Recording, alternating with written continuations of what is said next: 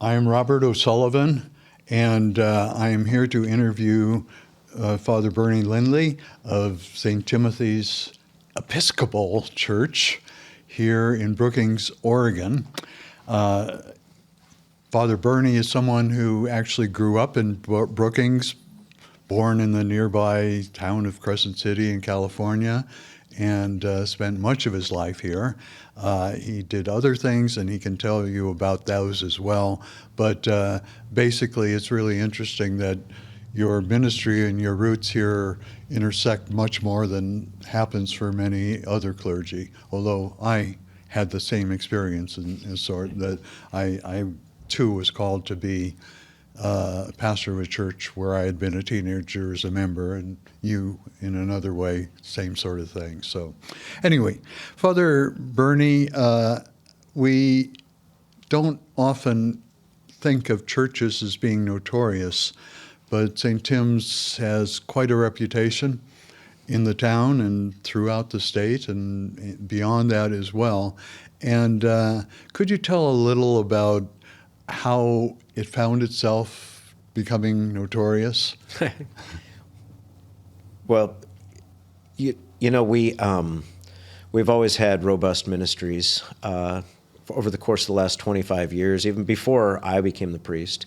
My predecessor, the priest that mentored me, that was here before I was very much active in outreach and robust ministries. And I kind of fell, I got to fill his shoes and take the baton, And he inspired you to the ministry. Very much so, yeah. He was the one that suggested that I seek ordination. Mm-hmm. And so with his support, I was able to do that. It only took like 6 years, but so in 2008, I was ordained to the priesthood across the street in Azalea Park, which is just behind this back wall here where we're sitting. And so I've been the senior pastor, I guess you would say. We call it the vicar of this congregation since the summer of 2008, since July, in fact, of 2008. And as we record this, it's July. Okay. So I always felt like we needed to be about our Father's business. And when I say our Father, I mean God in heaven. We need to be about bringing the kingdom of God closer to being discernible in this world. Mm. And so when we had opportunities to do different things, like our free health clinic that we started in 2010, that went until 2014, that was a good opportunity for us to, bring healing to people. And when we started our soup kitchen in 2009, it gave us an opportunity to make sure that people are fed. And then when we started our advocacy team, whatever year that was, and I don't even know, because it sort of started gradually. But when we were able to do that, then we were able to be more involved in bringing people into stability in their lives. And so that's been our primary motivating goal, is to have people be able to live more fully into who they're called to be in God's kingdom. The understanding of the faith differs between many Christians, but I personally find that the understanding that you have and this church has is so much closer to what Jesus and the Old Testament prophets were talking about: showing mercy, showing love, showing compassion, being open to the stranger, responding to people in need, whatever the need is. And this church seems to have caught that better than most churches, and that's part of its notorious being big. You know, what I realized recently is, we're very much informed about who we are as followers of Jesus Christ through the Gospels, Matthew, Mark, Luke, and John. But do you know that the epistle that James wrote is really foundational to who we are as a parish? And I think about that all the time. But recently, we were in the office, the advocacy office, and there was a woman that she said, I have a Bible and I haven't read it. I haven't even opened it yet, and I need to know where to start. Like, where should I start when I open my Bible? Which is a question we get all the time, because starting on page 1 is fine. You know, you get the fun creation story in Genesis, where there's actually 2 creation stories. And, you know, so you get the Adam and Eve, and then you get maybe Noah's Ark and some other fun stories. But then pretty soon you get into Leviticus, and things get pretty difficult to relate to. And so generally I would say, well, you know, maybe start with Matthew, or maybe start with Mark, or one of the Gospels. But Michelle, one of our team members for our advocacy team, she says, I suggest you start with the epistle that James wrote. And what you find in there is that faith without works is dead. You can show me your faith through your words, and I'll show you my faith through what I do, and we'll see which one resonates louder. That's a paraphrase. But I think that that's really kind of where we find our guidance on what it means for us to be living into the life as followers of Jesus Christ. We find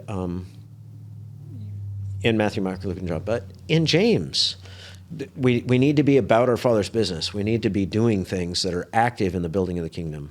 And so that's who I think this parish has been, at least for the last 30 years, and even before that, even predating that, even in 1984, we were the host for the food bank when it was very first established here in Brookings, and before that, we had a Montessori school in our basement, and so we've always, all the way back 50 years, we've been engaged in trying to bring about stability in people's lives. AA groups have met here for a long time, I understand. Very long time.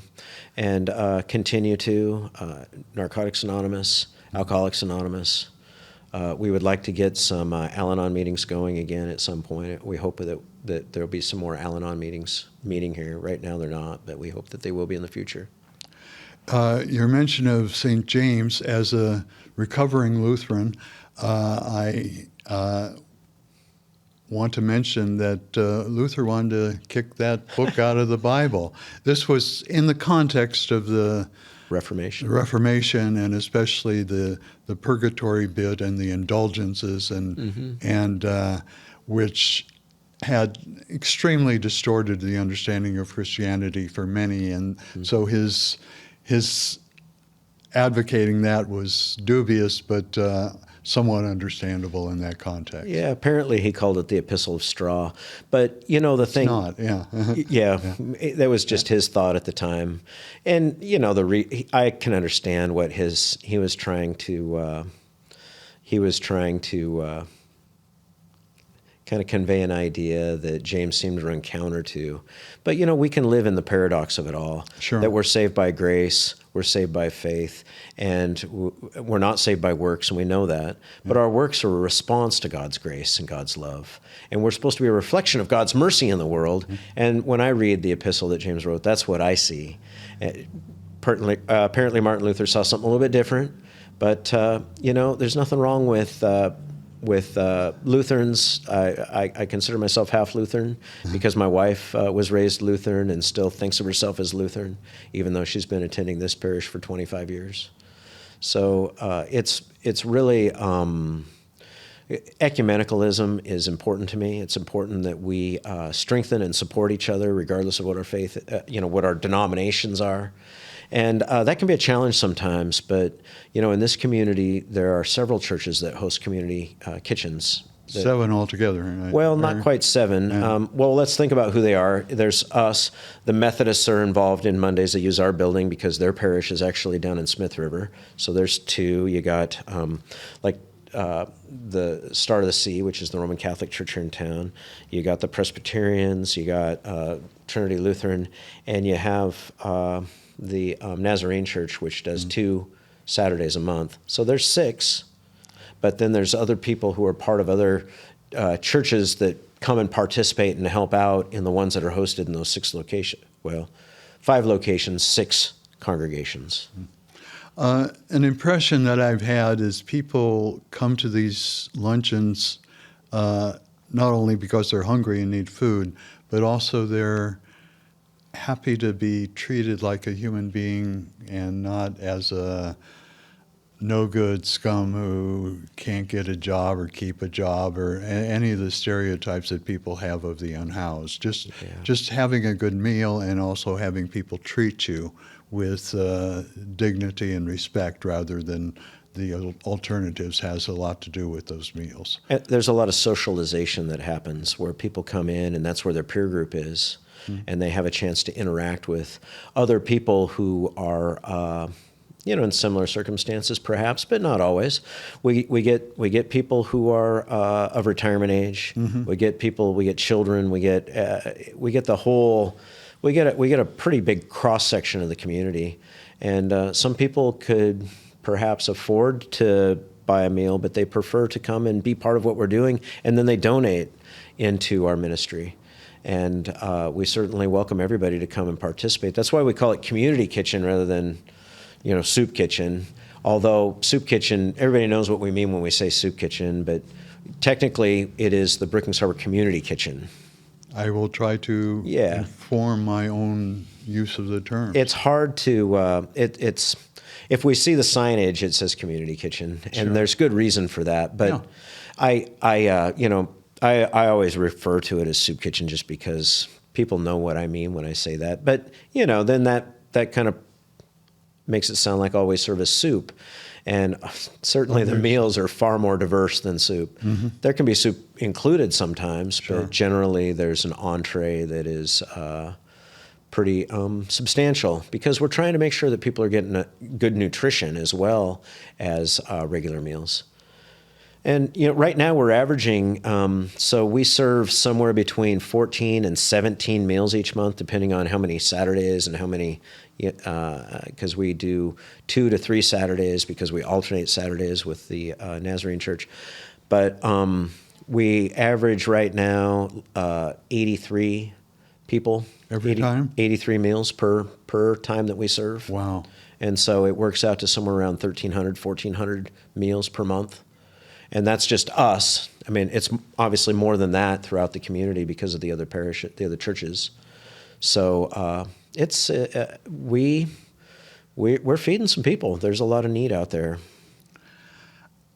Tell us about the neighborhood response over the years to your feeding and other programs here. Well, there was a petition. Initially, the reason why everything happened was because, when we got afoul with the city, and then they tried to come up with an ordinance to prevent us from feeding more than 2 days a week, which we feed 4. At the time, we were even feeding 5 days During a week. COVID, you were... Yeah, we went up to 6 because when say Star of the Sea was scaled back, we stepped up, and then they eventually came back up to speed, and that happened with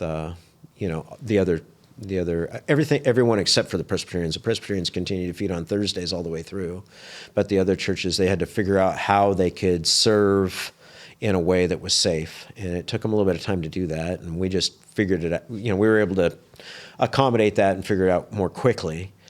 You mentioned during COVID, this town pretty much shut down in many, many ways, except for St. Tim's. And that made it difficult because the behavioral health people were not allowed to come out of their building.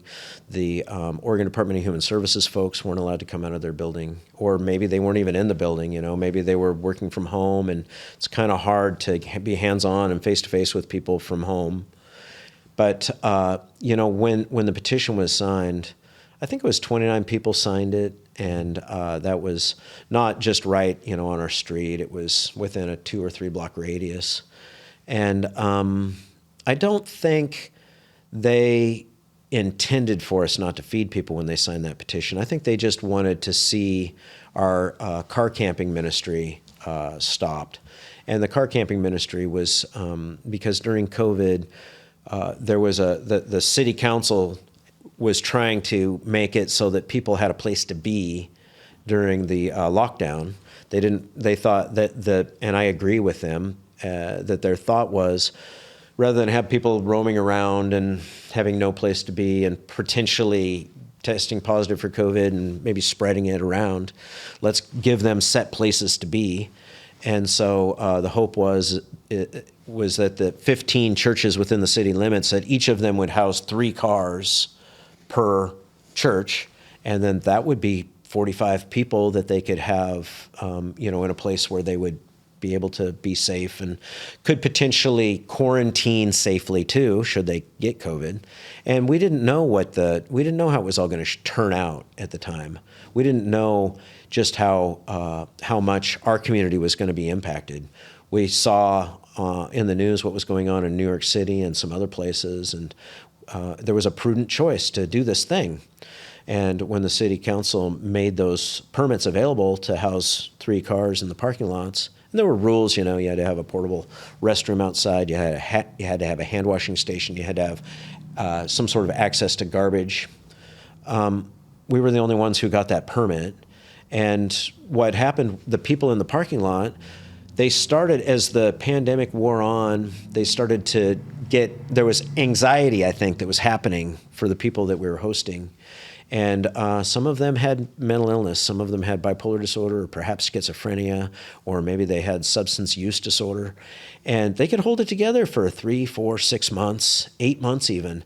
But after a while, they started to devolve. And without access to the behavioral health people, they just eventually started acting out. Mm-hmm. And interesting, though, to me, the people that they would get in disagreements with were the people that they were in closest proximity to. So people who were also in our parking lot. Mm-hmm. So you got one person in our parking lot having verbal altercations with somebody else in our parking lot. Well, that was tragic, and nobody wants that to happen, but that had an adverse impact on the neighborhood. Mm-hmm. And so when the petition went around, it was because of that, not because of the feeding, I think. I mean, that's my understanding. The petition used terms like hostile and vagrant and... Yeah, that part's unfortunate. And those people, what's ironic to me is that 3 of those people, because there was a change in the people who were actually in the parking lot. Some people would find somewhere else, mm-hmm. They either got housed or they had somewhere else to be, and then that would open up a position for another person. So it wasn't the same 3 people the whole time. But 2 of those women who were in the parking lot ended up in inpatient mental health care about 2 months after mm-hmm. we finished our car camping ministry. And the state of Oregon has very little of that available. It is not easy to get into the state mental health hospital, and 2 of them ended up there, and they should have gotten that care sooner. That's mm-hmm. part of the problem, but. The pandemic was only and it wasn't winding down. It's just that remember the rental restrictions where they couldn't evict anybody? Yes. When that had stopped, that's when we stopped the car camping. And that was, so the state hospital was only starting to open up more beds and starting to be more started to receive people at that point. So all of the different things that were happening really, the whole thing, it was so tragic because society broke. We were living in a broken society for 2 or 3 years. Mm-hmm. And those women did not get the help they needed in a timely manner. And when they finally did, they're doing much better now, certainly. And then then there was the woman that has a substance use disorder that was in the car. And, that wasn't okay, definitely. But we had to weigh what was the least harmful thing to have happen. If we would have just kicked her loose into the ether, she wouldn't have gotten the care that she needed, because she ended up going to rehab. She ended up she's in recovery now. Mm-hmm. She ended up housed. She's living in a home now. She's been essentially restored to health, I guess. I mean, maybe not entirely. We're all works in progress, but it's night and day different. And that's because we didn't give up on her. We didn't just kick her loose. Who knows where she'd be now if we would have kicked her loose. We figured at the time, and it was a decision that we made, that it was in everybody's best interest when it comes to her, our parish, Well, when I say everybody, I mean not necessarily the folks who had to witness that, because you feel so powerless to watch someone's life unravel.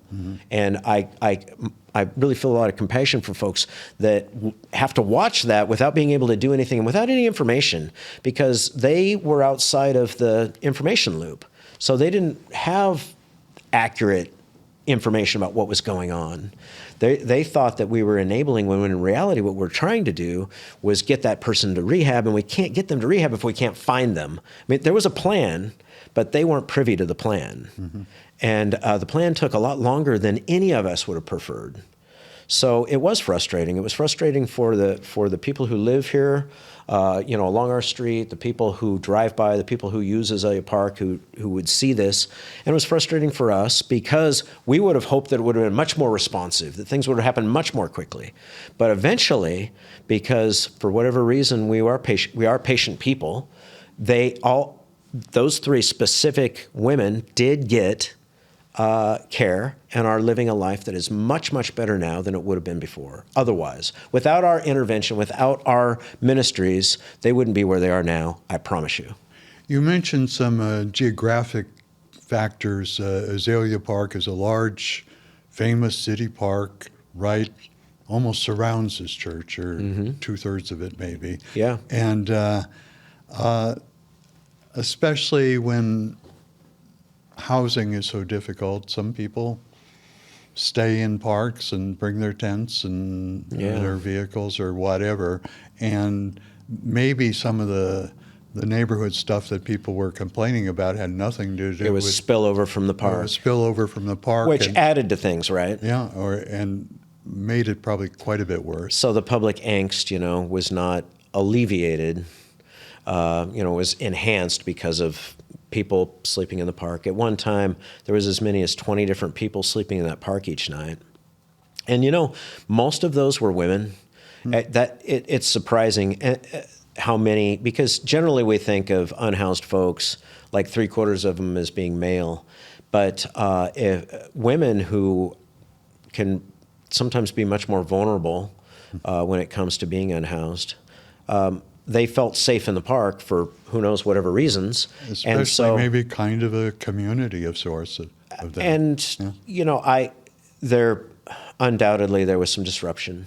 And, I saw some of it myself. And it is alarming. But, the police, we have a very good police department here in Brookings. We have some of the best police probably the best police department in the whole state, I suspect. We have a very, very good police department. And they handle the situations as they arise in a professional, compassionate way that I very much admire. So we're not antagonistic toward the police. We welcome interactions that we have with the police. We have a common goal, and that's to keep the community safe, including the person who is not living indoors. And they share that with me, that those people who are unhoused are not criminals by definition. They're people who are vulnerable. And I'm very glad that we have a police department that understands that. You grew up in Brookings and spent much of your life here. How much has it changed over the years? Well, geez, you know what? That's a big question right there, because in the certainly in the 70s, we were a logging and fishing community. Our economy was based on timber falling. The loggers and the log truck people, the log truck drivers, and the mill, certainly processing whole logs into lumber, but also the plywood mill, and then that's grown, but the number of independent loggers has become practically, it's gone from like 20 independent logging outfits to like 3. So that's, maybe 4. But so there's been some big changes there. The fishing industry has changed, because of salmon mostly. So there's very little salmon being harvested here locally and being landed locally. Fortunately, the crab industry has blossomed much. It's way more crab revenue coming into the Port of Brookings Harbor than there was in the 70s. So that's good news. But when it comes to groundfish trawl and when it comes to pink shrimp, there's only 5 pink shrimp boats in Brookings right now that are based out of Brookings. There used to be like 15. So we've seen the fishing industry shrink up. We've seen the timber industry consolidated. We've seen a big increase in retirees. So 35% of the people who live in the Brookings Harbor area are retirees. 35% are retirees. The state average is 15%. So we're more than double. And a lot of those are, excuse the expression, Californicating people. Well, they think about it. If you people who are living, who had their careers in the San Francisco Bay Area, they sold their home maybe a couple of years ago, or maybe they sold their recently, if they sold their home, they maybe got 1.3 million, 1.4 million for their home, and it wasn't necessarily a great home. Yeah. And they come here and they get a spectacular home with a view for $350,000, $750,000. Whatever I just said, $750,000, $750,000, and they still got another $600,000-$700,000 they put in the bank, because they lived down in the Bay Area for 40, 50 years or longer, and their houses, the house was paid off. They sold it. They had a great big, huge pocket full of money, bought a really nice home, bought their dream home, and put a bunch of money in the bank, and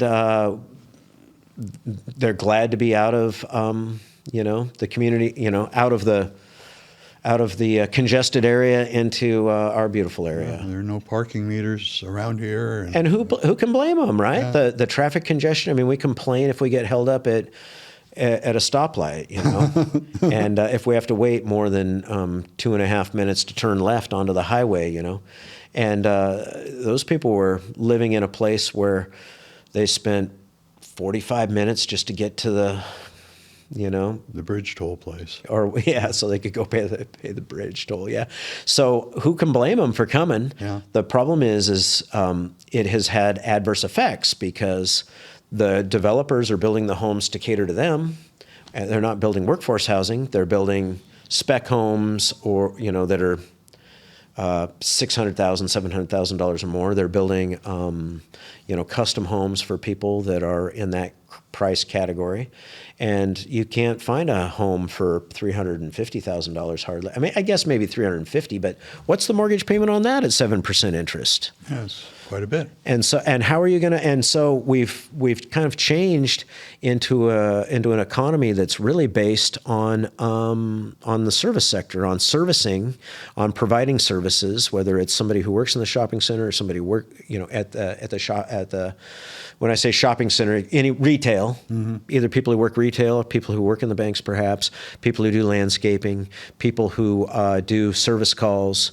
It's really about those are the people that are going to the restaurants in the off season. The tourism is happening, but we're not really an economy based on tourism as much as we're an economy based on providing care for retirees. That's really our industry, is to provide care for retirees.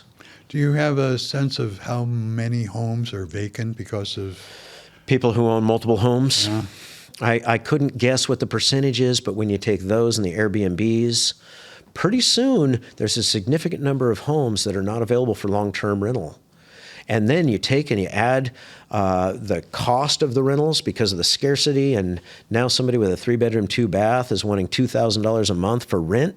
Mm-hmm. And how is somebody who's working, in a restaurant, as a sous chef, or perhaps as wait staff, how are they gonna afford $24,000 a year just for rent plus their utilities? So pretty soon they're going to be in for $30,000 a year, just to exist. How do mobile homes and parks for them play into this whole situation? Well, the thing that drives me crazy is that some of the so you have the majority of the mobile home parks are on the other side of the bridge from where this church is, so in Harbor, and those uninformed, Harbor is a separate unincorporated area, just on the other side of the river. It's a community of a couple thousand people. That's maybe more, maybe 3,000, 4,000 people. There's roughly 7,000 people live in the city limits. Another 7,000 people live outside of the city limits in the same zip code in the Brookings Harbor area. Yeah. So maybe they live somewhere up the Chetco River, or maybe they live north of town up Cape Ferrello or Carpenterville, or maybe they live down like I do on the harbor bench down on the south side of the Chetco River. And so the mobile home parks are all down there for the most part. I mean, not exclusively, but for the most part. And most of them are 55 and older. Mm-hmm. So you're a 40-year-old person, you're raising kids maybe, you got teenagers, you're trying to make ends meet. It's a, 2-household income, and you can't, you're excluded. Your options are specific to about 4 parks. And in those parks, one of them is $795 a month for space rent. $795 a month for space rent. That is so, and they charge for water and sewer on top of that. Uh-huh. Water and sewer is not included. So you're in for almost $900 just for your space rent. And not all of them are like that. This one particular park is. Some of the other parks are maybe $525, maybe they're $550. There's some places that are $600, which is still, and then so you have the mobile home parks, but then you have the RV parks. And a lot of people are living in travel trailers, fifth wheels, and motorhomes in RV parks. And some of them are paying $800 a month for space rent for a travel trailer. Are there outside corporations buying up these places? And that is the problem, Pastor Robert. People from out of town see an opportunity to charge rents that are in excess of what people can afford, but they have no choice, so they're extracting the money down into Sacramento or perhaps the Portland area because they formed these partnerships, these LLC partnerships, and they're professional type people. This is an investment for them, and so they have a manager down here to send the money to them in these faraway places, and they're extracting rents from us. It's the story sounds familiar throughout history, right? I mean, mm-hmm. The conflicts this church has had with the city government, would you care to comment? Actually, there was a whole series of people on the city council who all basically went for harassment that was clearly unconstitutional and clearly in violation of the Federal Land Use and Institutionalized Persons Act. Do you want to comment about, were they just trying to say they were being tough on the unhoused? And well, there's that saying, you can't beat City Hall. Huh. And I think they took that seriously. They took that literally. They figured, we're City Hall, you can't beat us, we get to decide. And so I think that the banana republic on the banana belt. I think they took that, and I regardless of what their intentions were, they went about it wrong. I mean, I think we can all agree on that. I think the judge would agree as well that they went about it wrong because, we won on summary judgment. It didn't go to a trial or anything like that. And what I don't understand is why so many people fell in line with that misguided idea, because it wasn't just one set of city council folk. There was a replacement city council that came into play under dubious circumstances, and they just agreed the same way. The planning commission also felt the same way, that they could violate our First Amendment rights. And what I'm trying to focus in on this point, though, is rebuilding those relationships, because in order for this community to move forward on affordable housing, we want to have a seat at the table. We want to be able to be part of that conversation with the city council, city officials, city staff, with various other interested parties within the community. We want to have a voice in that conversation, and so we want to rebuild our relationship with the city officials, and so we're in the process of doing that now, and having some success at it too, which is great news. There's a new city manager that I'm looking forward to when he and I get to sit down. I kind of wanted to wait for the dust to settle before engaging.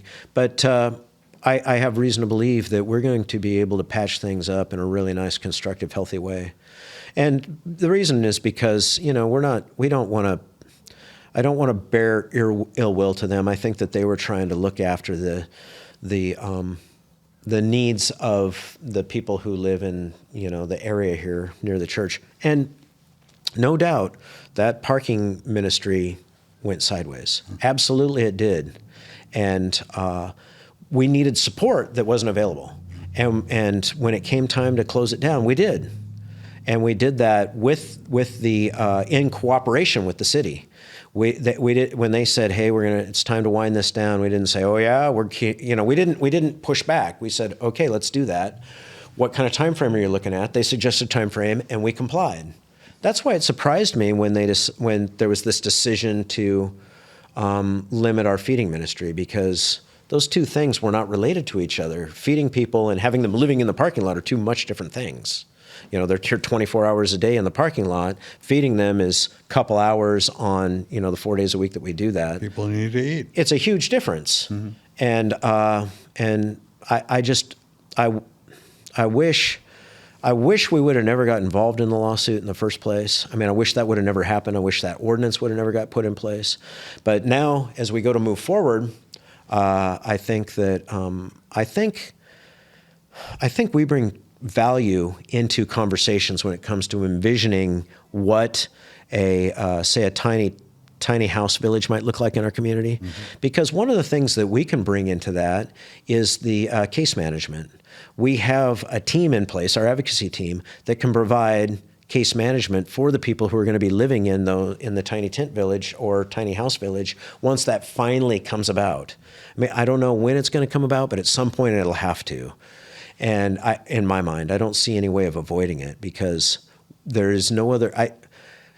I don't see how other housing, is there going to be some affordable housing project that's going to be put in place? I don't see that. Mm-hmm. I don't see group homes coming into place. I mean, maybe they are in a small degree, but we got like a couple hundred people who are experiencing homelessness that are in this zip code.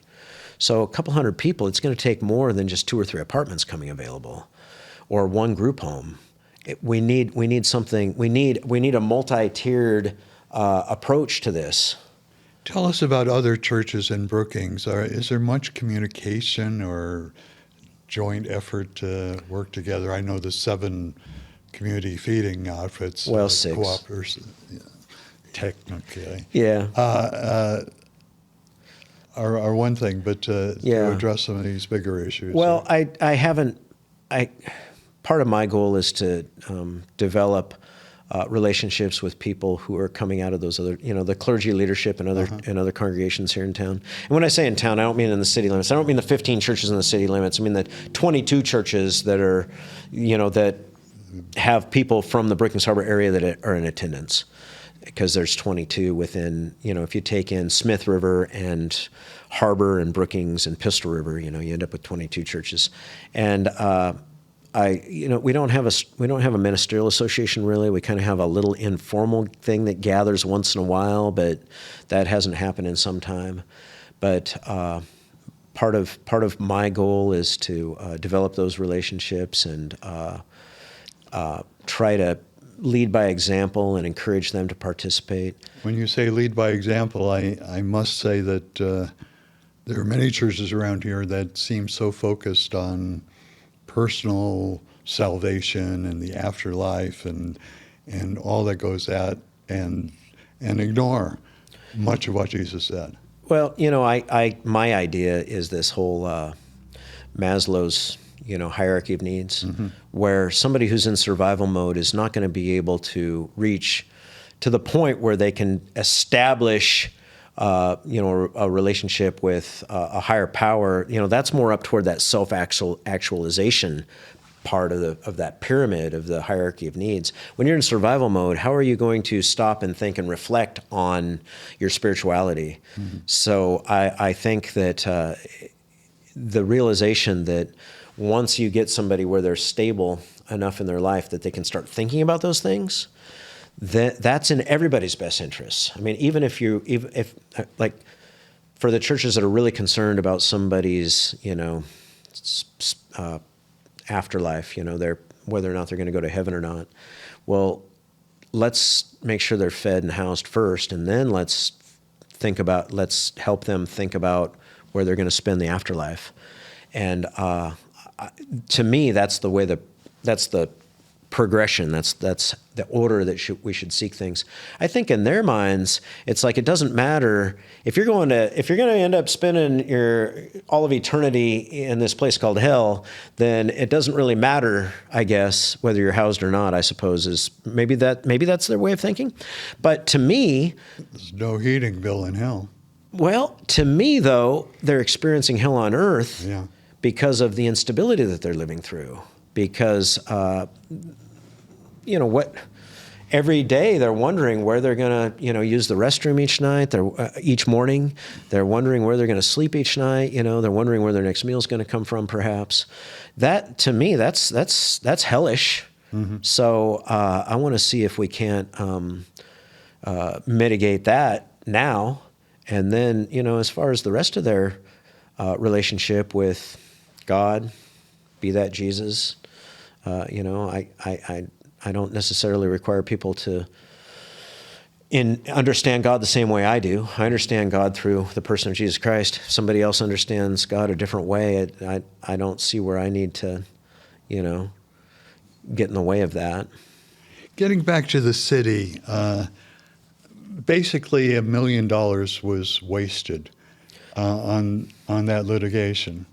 And it might not have happened if your church were not affiliated with the Episcopal Church and the resources it had, and a large firm that sees pro bono work as a part of their calling, if you want to do it. Yeah. But was the city just plain getting bad advice, or not? Well, that's the thing that gets me is that were they getting legal counsel that was telling them, hey, you guys got deep pockets, keep going? Is that what was going on? Or was there just this real idea? Was there an idea, perhaps, and I don't know the answer to this, but, the homeless crisis came home to Brookings, and, none of us want to see that in our community. And if we can lessen the amount of services they get, maybe they'll keep going on to the next community, or maybe somehow or another we can make them not quite so visible if we don't provide services as a community for people who are unhoused. I kind of think maybe I think the idea might have been, we don't, like a reluctance to cave into admitting there's a problem. Mm-hmm. And if there's, and it's not that they didn't want to see a feeding ministry 7 days a week. They just wanted it to be spread out over more churches. Well, that's not easily done. No. Well, much more egregious than their attack on the feeding stuff was their effort to say that a church should only be a place for worship. And yeah, there was some things that I'm sure they regret that they said about, how to define a church. Because you and I know that a church isn't a building. A church is a collection of people who participate in ministries that are informed by their faith. In our case, what informs us are, the things that have to do with the Sermon on the Mount, and, when Jesus is talking about whatever you do unto the least of these, you do unto me. I mean, those are the things that inform our ministries. Other churches, their ministries are informed by whatever else, whatever they focus on. And but nonetheless, you can't have a church by definition has ministry. I don't see how it cannot. I mean, it's not just you worship on a certain day at a certain hour for an hour and 15 minutes and go home and the building sits empty the rest of the time. I mean, I've always felt that our building is one of our strongest assets that we need to leverage for the use of God's glory. And that includes things like people getting showers when they need them. Absolutely. We could be a congregation, we could be a church and meet in, say, some other space, some rented space, even in a high school cafeteria, for instance. There's churches that meet. When I was at one time, I was part of a congregation that met in a middle school auditorium during my seminary days when I did a thing called field education, when I was assigned as a seminarian to a parish in Virginia. And but they do not have office hours in that space because it's a school auditorium. So they can't have interactions with the public in that space. So they would have to have some office off-site, which they didn't have. They wouldn't be able to do certain ministries because of limitations, because of space. Since we have this space, let's use it so that this building is being used 7 days a week. Makes sense to me. We should leverage it to the greatest extent we can. And I'm proud to say that this building is used 7 days a week. And ironically enough, the space that we're sitting in right now is the space that's used the least. Because the office is used Monday, Wednesday, Friday. The showers, the restrooms are used Monday, Wednesday, Friday, and more. The meeting room in the back is used just about every day of the week. In fact, it is used every day of the week. The kitchen is used oftentimes 4 days a week. The parish hall is used 4 days a week. The old parish hall is used something like 3 days a week. This space here is only used 2 days a week. Tell us a little about the advocacy team. Some of it seems unusual for a church to be involved in. Well, if you think about systems are complicated. To be able to obtain a primary care provider is complicated, especially for someone who is perhaps struggling just to pay their electric bill. How are they going to find a primary care provider and fill out the applications and the paperwork? We come alongside people and we help them do that. That's an example. What about somebody who has perhaps had, they fell, they broke their leg, they can't work, and now they can't pay their rent as they convalesce? How, there might be workers' comp, there might not be. They might have exhausted their workers' comp. How can they, or maybe they're on a fixed income for various different reasons, or maybe they have a disability that prevents them from working. Mm-hmm. So how do they stay housed when they are no longer able to go to the grocery store, or no longer able to work, or whatever the circumstances might be? That's what we help people do. We come alongside them and we help navigate through the complicated system so that they can access the benefits, the services they're entitled to that they might not even know exist. Just today we were talking about how difficult it is for someone to get car seats. Your child goes from being an infant to being a toddler, and now you need a bigger car seat.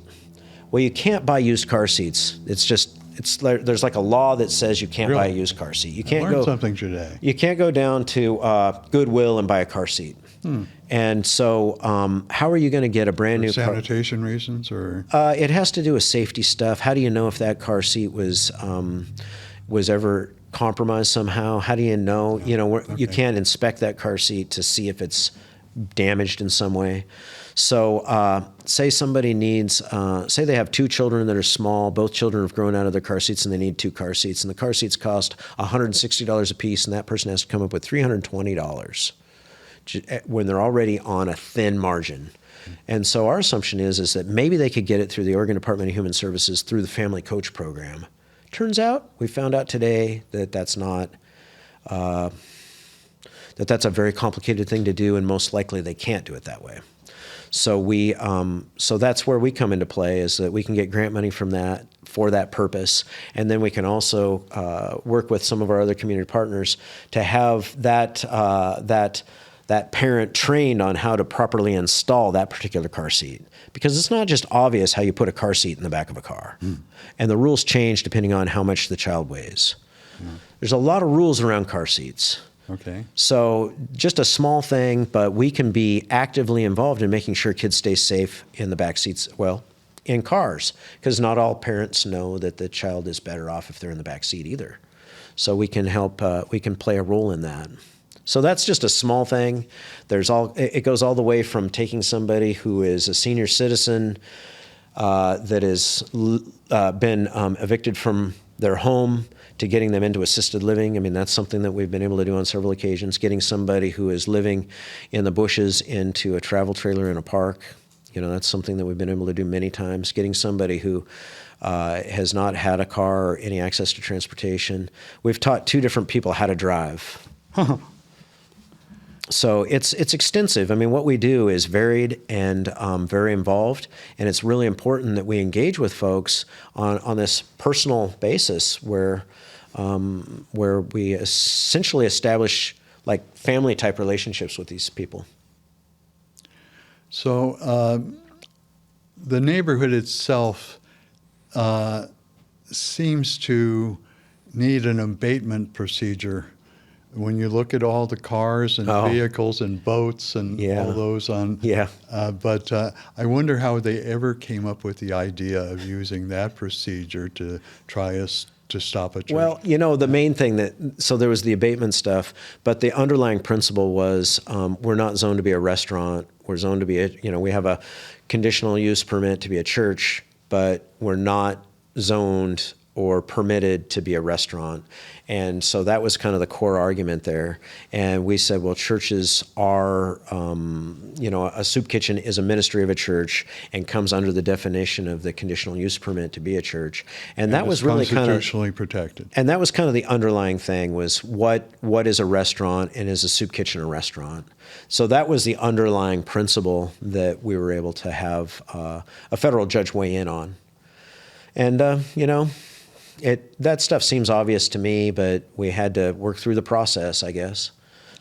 And you're right. It did. When you talk about that about $1 million, it was $625,000 is how much money was spent directly on legal fees. When you take in our legal fees, and we had more legal fees than that, but they were absorbed by our legal team. The city paid at least $225,000 for theirs. But there was more money than that was spent. Oh, sure.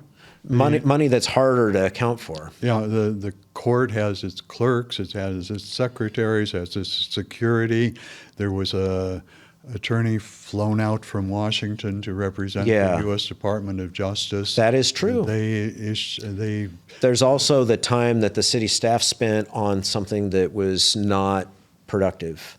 So there's all the opportunity costs there that they could have been spending that time on other things. And then there's also the other legal fees that came because they have, the city has different legal representation. And so they had all those legal fees from their, I'm talking about the one specific law firm and the one specific lawyer that was representing them in court and through the proceedings. But they had a municipal lawyer, and that person was consulted on some things as well. Because it wasn't in the end, it wasn't just the feeding ministry. They decided that Sister Cora could not practice law in this building either. And so that was the abatement thing that you were talking about. Do you think that was at the heart of it? No, that was just tangential. Yeah. That was just something to add to it. That was just something to spice things up a little bit, was to add that abatement.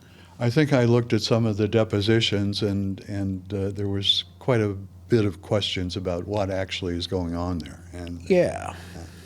Tell us a little more about Sister Cora's ministry. So it's legal aid. She's part of our advocacy team. She's paid staff that comes through the various different grants that the church acquires from lots of different groups. So she's financed through grant money and she's on the church payroll. And so she doesn't charge for her work. It's all free of charge.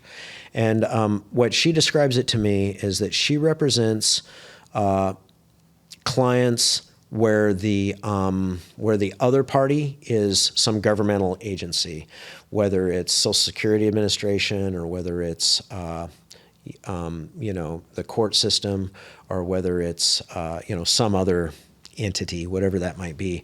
But it's like a governmental type entity. So that's whoever the opposing party is. And so it's all paperwork, and she doesn't litigate. She doesn't go to court. She helps people, and she doesn't do family law. she's not. She refers people to a law firm to an organization that provides pro bono law, family law, and but mostly she's doing those kind of administrative type stuff for people that no one could do on their own.